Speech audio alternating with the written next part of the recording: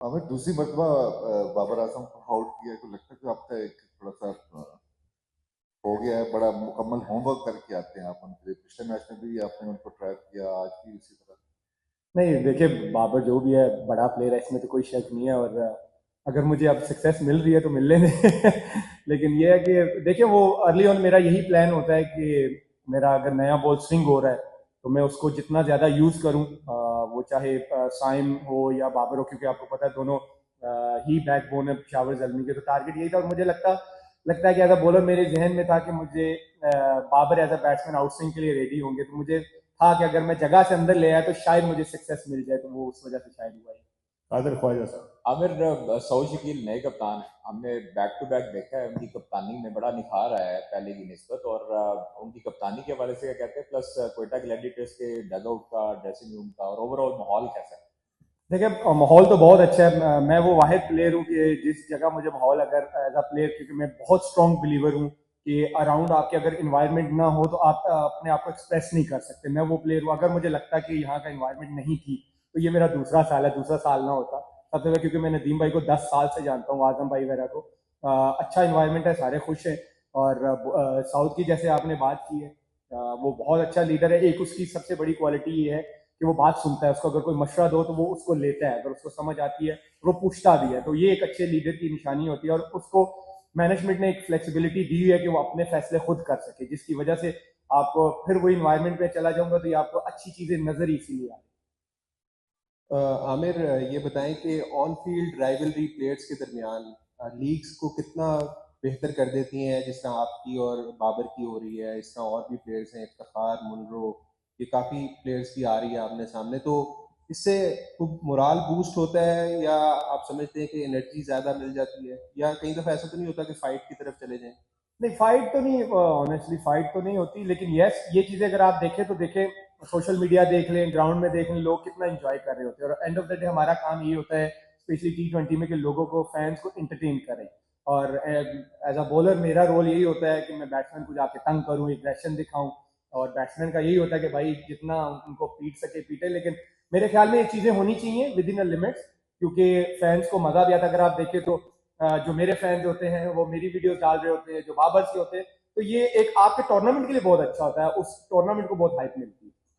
आमिर भाई, आप बॉलिंग में तो बहुत अच्छा परफॉर्म कर रहे हैं सबके सामने। मैंने आपको देखा कि नेट पे मेरा बैटिंग की भी अच्छी प्रैक्टिस करते हैं और लंबे लंबे छक्के भी लगाते हैं नेट में। तो अब बैटिंग के ऊपर कोई स्पेशल फोकस कर रहे हैं? और साथ में ऐड कर दें कि खुरम शहजाद और फहीम आपका बड़ा अच्छा साथ दे रहे हैं थ्रू आउट द टूर्नामेंट।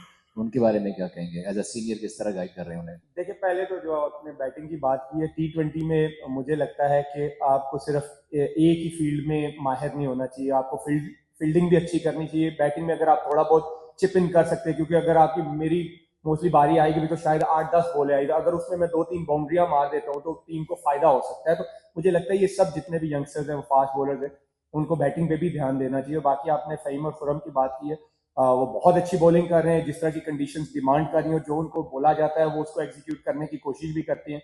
और मुझे लगता है कि ये एक अच्छे कॉम्बिनेशन की निशानी भी होती है। और मोमेंटम मुझे लगता है कि T20 में बहुत जरूरी होता है, as a bowling unit, as a batting unit. आज अच्छा साइन था कि हमारी बैटिंग ने भी क्लिक किया है, और हमारी बॉलिंग, एक apart from one game, I think हमारी बॉलिंग थ्रू आउट अच्छा करती हुई आई।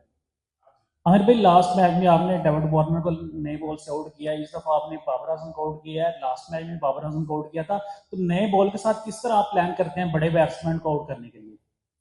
देखिए, पहले तो मैं एज अ बॉलर हमेशा बिलीव करता हूँ कि मैं बैट्समैन को नहीं देखता, मैं विकेट को देखता हूँ कि विकेट डिमांड क्या कर रहा है। और ये जो आज वाला विकेट था, ये डिमांड यही कर रहा था कि आपका बॉल विकेटों में हिट होना चाहिए। और क्योंकि अनइवन बाउंस था, और वही मुझे क्योंकि अर्ली ऑन थोड़ा सा स्विंग भी मिल रहा था, तो मेरे जेहन में यही था कि अगर आप इस एरिया को हिट करते हो तो आपको सक्सेस मिलती है। और एज अ बॉलर आपको पता यही होना चाहिए कि ये कंडीशन क्या डिमांड करे। अगर आप उन कंडीशन में रह के बॉलिंग करते हो तो आपको फायदा होता है। अस्सलाम वालेकुम आमिर भाई।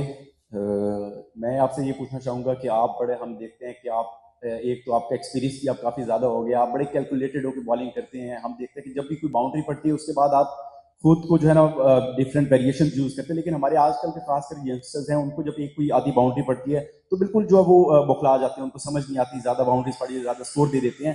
तो ये क्या जारियाना अंदाज आपका है, या कोई इस तरह एक्सपीरियंस के साथ ये चीज़ आती है?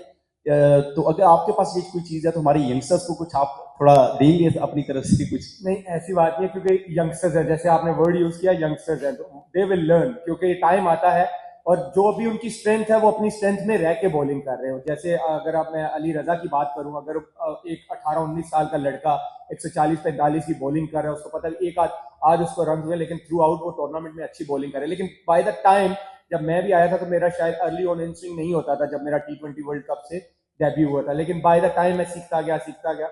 जितनी जितनी वो क्रिकेट खेलते जाएंगे, फर्स्ट क्लास भी खेलेंगे, इसी तरह के लीग्स के हार्ड टूर्नामेंट्स खेलेंगे, तो उनको एक्सपीरियंस आता जाए। अस्सलाम वालेकुम आमिर, अबू बकर तार फ्रॉम क्विक।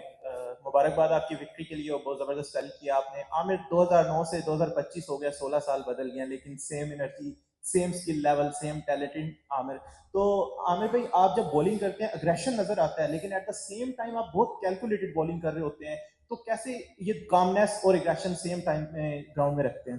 देखिए, पहले तो मैं बिलीव करता हूँ कि जो एग्रेशन है ये फास्ट बॉलर की खूबसूरती है। जब वो एग्रेशन दिखाता है तो ग्राउंड में आपने देखा होगा जो क्राउड मजा लेता है उस चीज़ का, तो ये इसी चीज़ का है। दूसरा ये है कि देखिए, जब आप एक प्रोसेस से आए होते हैं, एक प्रैक्टिस का जो मकसद होता है, आपने वो प्रैक्टिस की होती है, तो आई थिंक वो वही आप मैच में लेके आते हैं। लेकिन मेरा हमेशा बिलीव ही होता है कि एग्रेशन तो मैं दिखाता हूँ, लेकिन मेरा जो फोकस होता है वो सारा बॉलिंग पे होता है कि मैंने इस विकेट पे बॉलिंग कैसे करनी है। तो वो आई थिंक इसीलिए मेरे सक्सेस के जो चांसेस होते हैं वो बढ़ जाते हैं।